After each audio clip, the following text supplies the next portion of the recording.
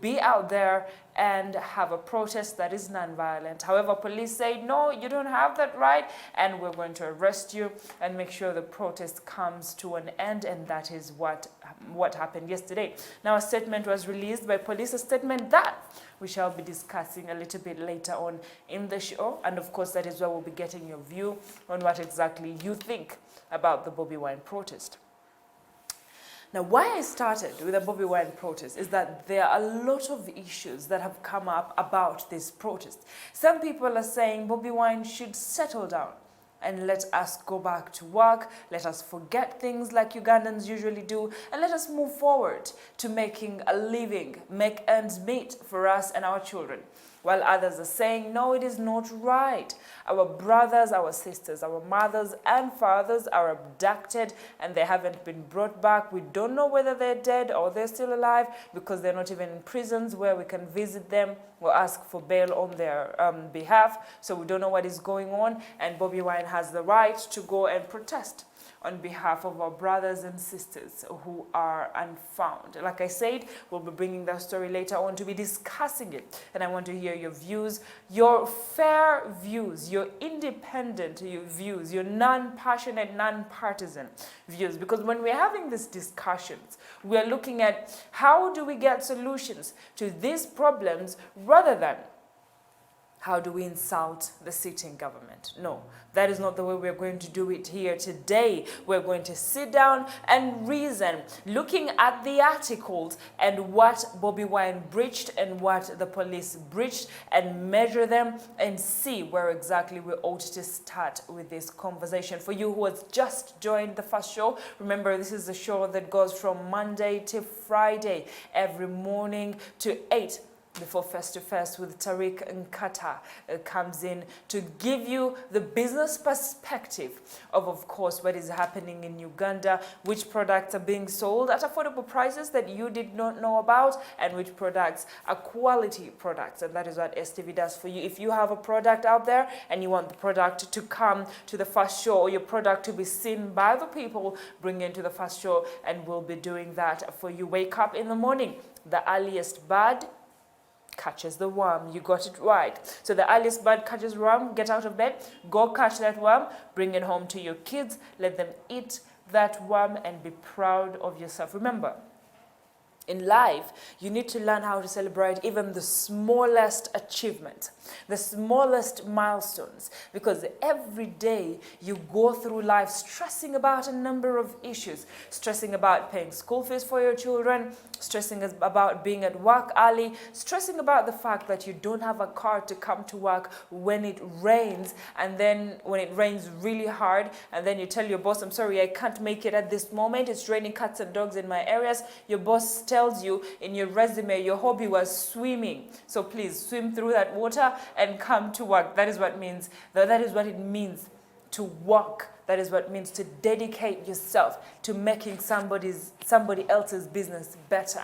And while you're doing that, remember, you need to start your own business so that you can be your own boss, so that you're able to make decisions, and so that you know how it feels like to be in charge of 10 or more employees, and how to treat them, how to pay their salary on time, and all those things that you ought to know on how to lead a business. Take a cup of coffee and get ready for us to start this conversation. Now, we'll start the morning show on a sad note, a rather sad note. And I, at this time, want to hold a few moments of silence for the people who died yesterday on Kampala Road when the building in Fidodido collapsed on them. The ceiling of the building collapsed on them. Let's hold a moment of silence and then we'll continue with the conversation.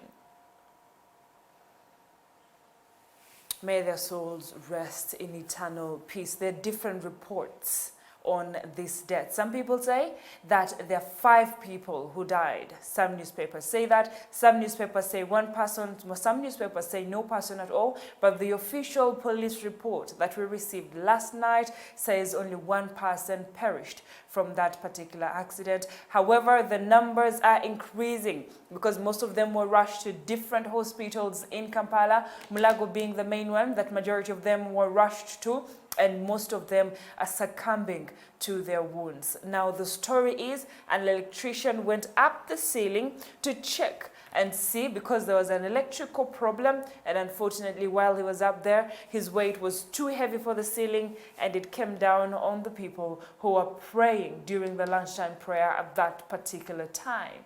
Who is responsible for buildings in Kampala? How do we let a building stay for that long without inspection? Let's go for that story, and then we'll be back to discuss more on the stories of old buildings in Kampala and those that have broken down and killed people. This is not the first one.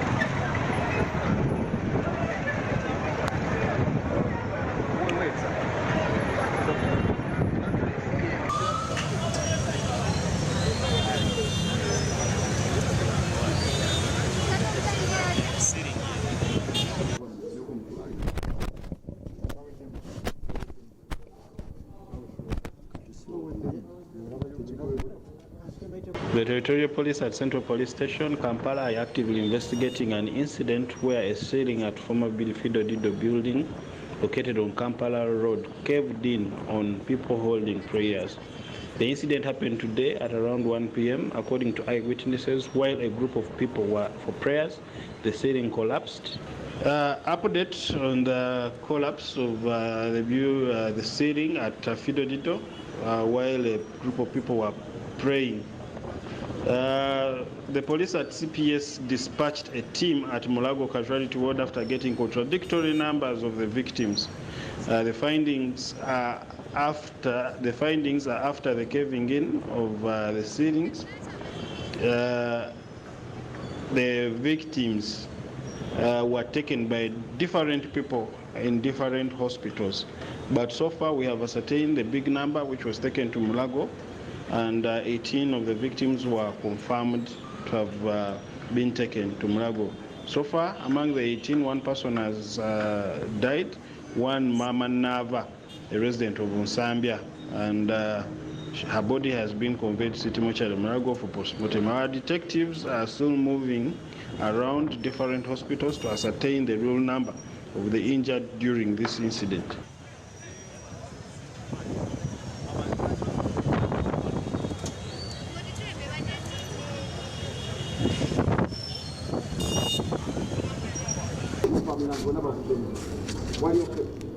Okay.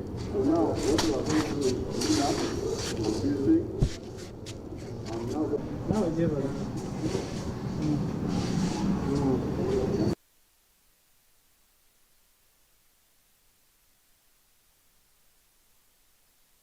immediately we responded by dispatching one of our first responder team, and were able to arrive at the scene. On arrival here, we found that 3 people were critically injured. Then 5 people had slight injuries. They were able to walk away. Like I mentioned before, we'll be discussing a number of things when it comes to these buildings in Kampala. KCC, of course, is responsible for buildings in Kampala. And of course, old buildings are supposed to be checked and reconstructed. Remember the conversation on Makerere University when it burnt down, and people were asking themselves, what was Makerere University waiting for to put hydrants to help with the fire breakout? And now they had learned their lesson and said, from today onwards, we're going to put a fire hydrant as we're building the new construction of building in Makerere University. We actually need to find out how far that conversation of building the Makerere University Tower has gone and how far they have built it at. Now, when we look at these things of buildings collapsing, building with substandard materials, building being old, and their owners not being tasked to renovate, these are the things that happen. Innocent people, church goers, people who have gone to earn a living for their children die in such incidences, and then the numbers that come out are underplayed, or the numbers that come out are not correctly put. We later come to find out that the number of people who succumb to their death are more than the ones reported by police. Now, this particular building is not the first one to fall in Kampala. We remember that recently there was another one on 11th May 2020 in Machindie, Lukuli, where 15 people died, and that was during the curfew. Do you remember that during the curfew, there were workers who stayed on site because Yoweri Kaguta Museveni said because of transport issues, they all don't have to go home. Some of them can stay on site. And that even prompted women in the market to stay and sleep in the market until the distribution of nets was done in order to protect those people who were sleeping up the markets because they were getting malaria. The rate of malaria in our country was increasing. So they decided to distribute nets to them to protect them.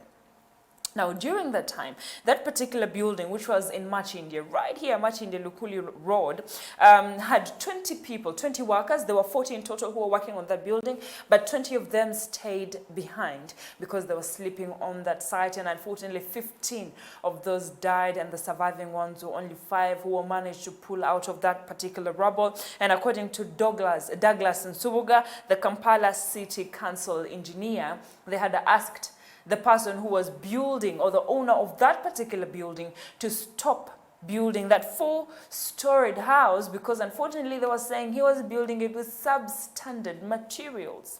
And the other issue was that he had left an inexperienced assistant, and also they were not doing anything in terms of making sure that the workers were safe. Now, if a person from KCCA, Kampala City Council, then can come up and tell people, one, do not continue with such a building, and they don't listen, who are we putting the blame on? The people who are actually building those storage houses with substandard materials, cheap materials, or KCCA, who we say we're faulting for not doing enough. On 17th of January 2020, 2-story building in Jinja on Madivani Road also went down, and 20 people were stuck under the rubbles. And also in Kananga, in Kampala, another building collapsed. Now, these are just very few stories of the buildings that have collapsed in Kampala, and the numbers are just extreme of people dying in places that they shouldn't have died in. So, Kampala Capital City Authority, from me to you, please ensure that we go through these buildings in the city center because they've been there long enough. They've been there for a very long time. I remember Fidodido. Fidodido was there when I was really young. I started eating Fidodido at a very young age. Now imagine from then, and it was there before even me. Now the Fidodido building, Fidodido is no longer there, but we call it Fidodido building because it held that ice cream parlor, and we all remember it for that. Has been there for a long time, and of course, the ceiling looks terrible. I wish Adams Mayambala could play me that video again, and you see the ceiling and how it looked like when it was down on the floor. It looked terrible. It looked old, and that only means there is something that has to be done. There has to be an annual 2 years or 3 years check on the buildings to ensure that they are safe for people to still operate under those buildings. If not, then the owners of those buildings need to continue renovating. I mean, what is the use of the rent money that we're giving them? So unless that happens, we're going to have more cases like these with 20, 15, 30 people dying, and we're not counting them because they're isolated cases in different parts of this country. Something needs to be done is exactly what we're talking about. I'll move forward from that story, of course, as Adams Mayambala shows you the footage of how that particular ceiling looked like when it was down on the ground. I really want you to see it because it looked so old. And you can imagine it was so old to the point that one person was enough to just stand on it and mess it up, and for it to fall on people and kill people. Unfortunately, 18 people have been injured and they're in hospital receiving treatment. All these people who are trying to make a living for their children, all those people who are trying to communicate and talk to God. Look at that ceiling. Look at how terrible it looked. Look at how old it looked. And that's why we're calling upon KCCA to do something about this.